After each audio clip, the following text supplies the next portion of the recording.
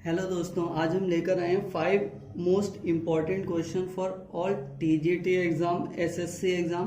और तो इन 5 क्वेश्चनों को हम बहुत इजी तरह से करेंगे, तो इन क्वेश्चनों को जरा ध्यान से समझिएगा। हमारा फर्स्ट क्वेश्चन जो कि स्क्रीन पर फ्लैश हो रहा है, लिखा हुआ है अ boat can covers 18 kilometre downwards, यानी कि धारा की दिशा में 18 किलोमीटर चल रही है 2 घंटे में, इन 2 आवर्स। और कह रहा है if the speed of stream दे रखी है 2 किलोमीटर पर आवर, देन हमको अप स्ट्रीम इसकी स्पीड निकालनी है, धारा के विपरीत दिशा में इसकी स्पीड निकालनी है। तो यहाँ से लिख लेते हैं कि अगर हम मान लेते हैं कि आपकी जो स्ट्रीम की स्पीड होगी फ्रेंड्स, उसको हम मान लेते हैं बाई, और जो हमारी रिवर की स्पीड होगी या वाटर की स्पीड होगी तो उसे हम मान लेते हैं एक्स। ठीक है, अगर ये वाटर स्ट्रीम की स्पीड की डायरेक्शन वाटर फ्लो होगा तो हम कह सकते हैं जो आपकी इन डायरेक्शन स्पीड होगी, या फिर डाउनवर्ड जो स्पीड होगी, डाउनवर्ड स्पीड को हम एक्स प्लस वाई कंसिडर करेंगे। और अप स्ट्रीम जो स्पीड होगी,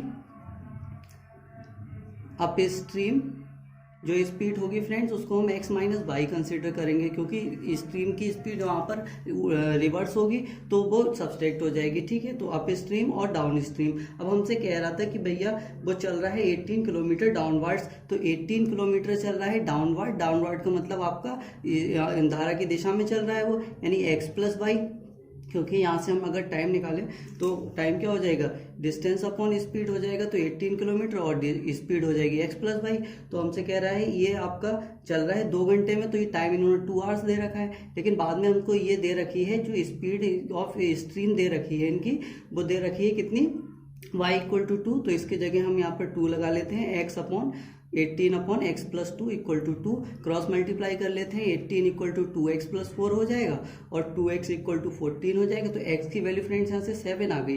ठीक है, और x की वैल्यू 7 आ गई, y की वैल्यू दे रखी है। अगर हम अप स्ट्रीम इसकी स्पीड निकालें, अप स्ट्रीम धारा की विपरीत दिशा में जो स्पीड हो जाएगी वो सब्सट्रैक्ट हो जाएगी, तो 7 minus 2 equal to 5 kilometre per hour हो जाएगी। ठीक है फ्रेंड्स, सेकेंड क्वेश्चन हम देख लेते हैं जरा।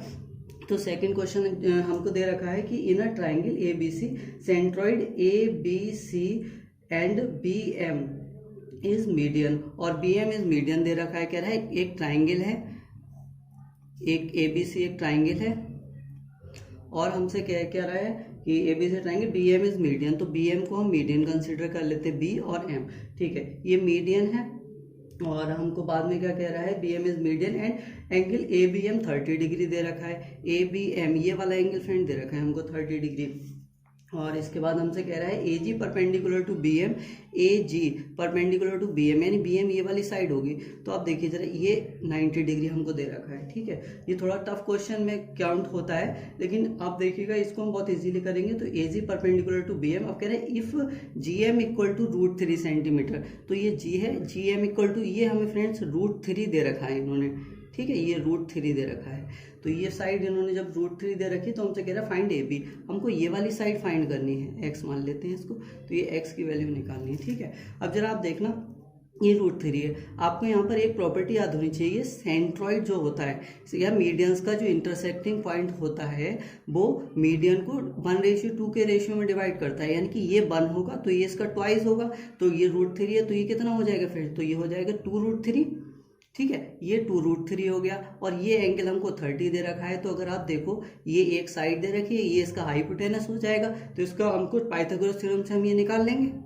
ठीक है फ्रेंड्स, तो पाइथागोरस थ्योरम अगर हम इसमें लगाएं तो हम क्या कह सकते हैं, ये वाला आपका हाइपोटेनस हो जाएगा, तो x² इक्वल टू क्या हो जाएगा, इसकी अगर हम बात करें, बल्कि हम हाइपोटेनस नहीं, हम यहाँ पर एक छोटा सा एक ट्राइंगल कंसीडर कर लेते हैं इसके ही जैसा, क्योंकि ये हमें देखने में शायद आपको प्रॉब्लम हो रही हो। तो ये देखो, यहाँ पर ये एंगल आप 30 मान लो, ये 30 एंगल, और ये वाली हमको जो साइड दे रखी थी 2√3, चाहे ये बेस हो सकता है, ये आपका परपेंडिकुलर हो सकता है, और ये हमको निकालना था इसका हाइपोटेनस। तो आप ये बताओ कि अगर हम ये 30 डिग्री दे रखा है और ये एक्स दे रखा है, तो 30 डिग्री हम यहाँ पर लगा देते हैं, कोई भी आप ये sin 30 अगर यहाँ पर लगाओ तो क्या हो जाएगा, ये sin 30 होता है आपका sin 30 नहीं, cos 30 लगा देते हैं हम, cos 30। तो cos 30 अगर आप यहाँ से लगाओगे तो बेस अपॉन हाइपोटेनस होता है, तो ये 2√3 अपॉन x हो जाएगा, और cos 30 क्या होता है, sin 60 √3/2 हो जाएगा ये। तो अगर हम यहाँ से देखें, ये √3/2 इक्वल टू 2√3/x, इस √3 से ये √3 कट जाएगा तो x की वैल्यू फ्रेंड्स कितनी आ जाएगी, 4 सेंटीमीटर आ जाएगी। आप यहाँ साइन भी लगा सकते थे, उससे भी कोई दिक्कत नहीं था। तो यहाँ से लेकिन साइन में ये परपेंडिकुलर आपको चाहिए होता, तो साइन में हमें परपेंडिकुलर यहाँ फाइंड करना पड़ता। तो यहाँ पर हमने ये देखा कि अगर हम इसको बेस मान रहे हैं, ठीक है, तो अगर ये बेस मान के भी हम कर सकते हैं, और अगर हम ये मानेंगे तो हमारी ये वाली साइड हमको निकालनी पड़ेगी, तब हम निकाल पाएंगे।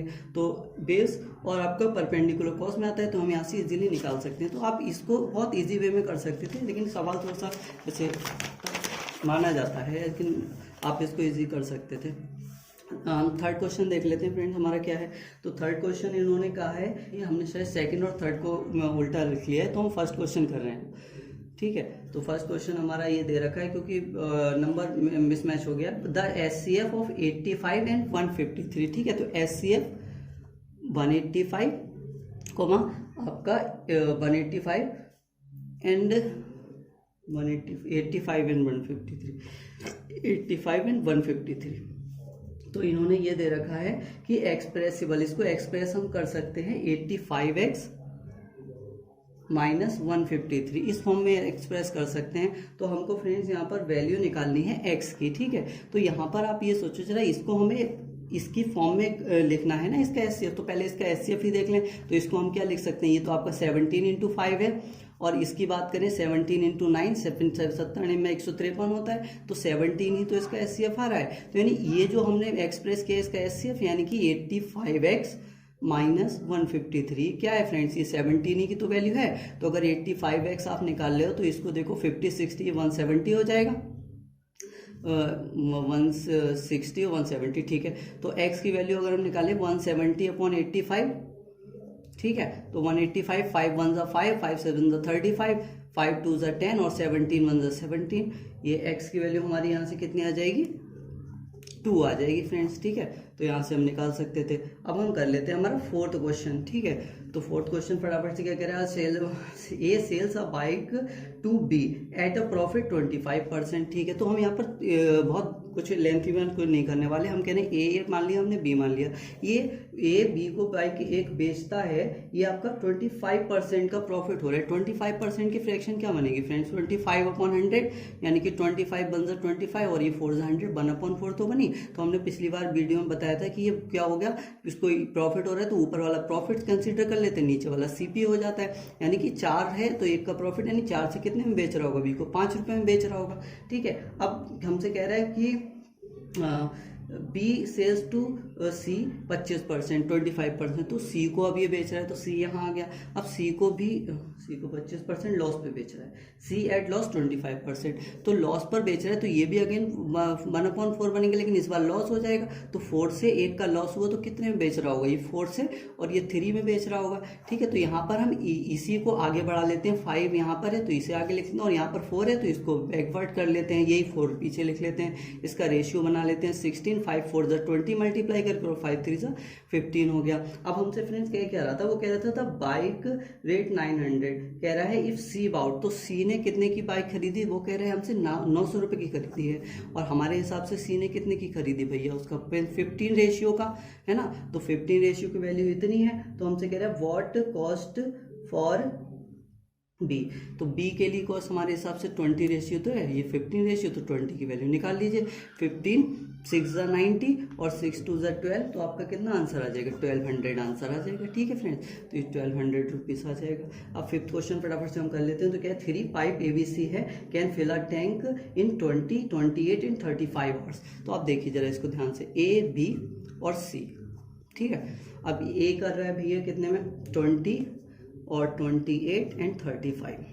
चलो देखिएगा, एलसीएम हमें निकालने के लिए बहुत लंबा ट्रिक क्वेश्चन नहीं लगाना पड़ेगा। आप ये इसको देख लीजिए कि पहले सब में कॉमन आप कोई प्राइम नंबर यहाँ से इससे दोनों, अगर तीनों कट रहे हैं तीनों काट लीजिए, वरना 2 में ले लेते हैं। अब ऐसे तीनों तो कोई एलसीएम नंबर से नहीं कट रहे, तो हम यहाँ से ये देख लेते हैं 5 4 ज़ा 20 और 5 7 ज़ा 35, तो 5 यहाँ लिख लेते हैं, ठीक है। अब ये 5 से नहीं कट रहा तो ऐसे ही लिख दीजिए। अब यहाँ देखिए 4 ये कट रहा है, 4 7 ज़ा 28, तो यहाँ से 4 यहाँ पर लिख लेते हैं। अब देखिए 7 7 का एलसीएम 7 ही आ जाएगा, ठीक है। तो ये हम ऐसे निकाल सकते हैं, वरना आप वैसे भी निकाल सकते हैं, उससे थोड़ा सा टाइम लगेगा। यहाँ पर हम ये देख लेते हैं कि इन दोनों में कौन सा प्राइम नंबर कॉमन है, उससे डिवाइड करके वो नंबर यहाँ लिख लेते हैं। उसके बाद जो बचेगा, ठीक है, वो जो बचेगा उसमें देख लेते हैं इन दोनों में अगर कुछ नंबर सेम से डिवाइड हो रहा है तो वो एक ही बार आएगा, और बाकी बचे हुए नंबर जैसे 7 7 2 बार है तो ये एक ही बार आ जाएगा यहाँ पर।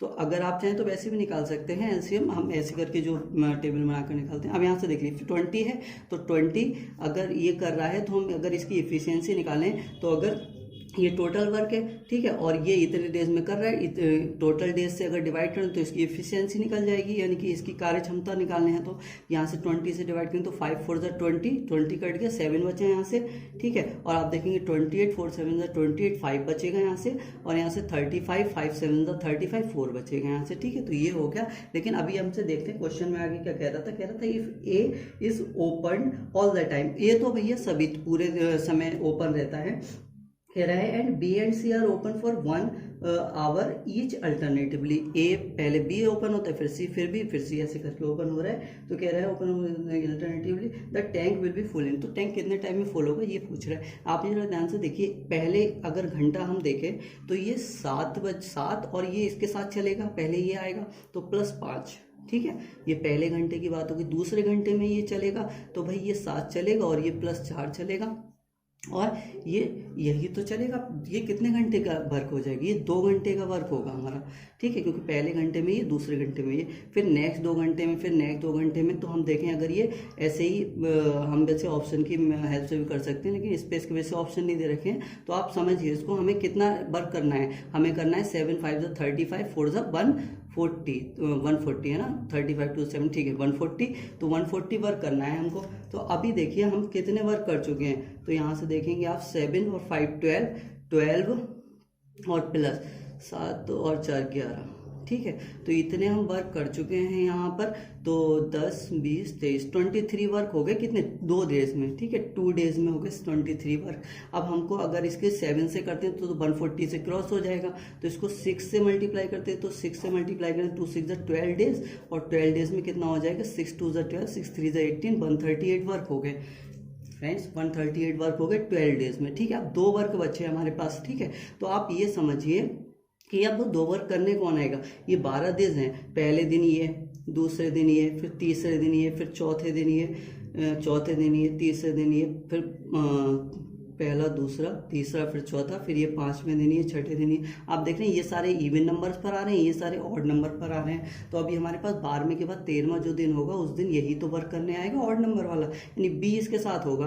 तो जब बी साथ होगा तो ये बी हम देखेंगे कि यहाँ पर 1 घंटा यानी 60 मिनट में, है ना, 60 मिनट में अगले दिन वर्क कितना होगा, ये 12 वर्क ही तो करेंगे, है ना, 12 वर्क करेंगे। तो 12 वर्क करेंगे, हमें एक वर्क कितने दिन में कितने मिनट में कर लेंगे, तो 60/12 डिवाइड कर देंगे एक वर्क करने के लिए। अब हमको चाहिए 2 वर्क, तो ये दो वर्क कितने दिनों में करेंगे, 60/12 × 2, ठीक है, 12 5 जा और 5 2 जा 10, तो 10 मिनट में कर लेंगे ना ये 2 वर्क। तो 2 वर्क 10 मिनट में, नहीं 12 डेज तो ये लगे थे, प्लस 10 मिनट और लगे, तो कितना हो जाएगा, 12, सॉरी डेज नहीं, आवर में दे रखा है फ्रेंड्स, ठीक है। तो डेज की जगह आवर कर लीजिएगा, आवर और 10 मिनट, ठीक है। तो ये हमारा आंसर हो जाएगा, ठीक है फ्रेंड्स। तो बस यही हमारे 5 इंपॉर्टेंट क्वेश्चन थे, ये हमारे अपकमिंग CGL एग्जाम और TGT एग्जाम के लिए रामबाण साबित होगा, ठीक है फ्रेंड्स। जरा इसको ध्यान से कीजिएगा, और अगर नहीं आपको थोड़ा सा जल्दी लगा हो तो वीडियो को 2 बार 3 बार देख लीजिएगा इसको, और हमारे चैनल को सब्सक्राइब जरूर कीजिएगा, जिससे हमें मोटिवेशन मिल सके और हम अपनी रेगुलर क्लासेस को जल्दी स्टार्ट कर सकें। Thank you class.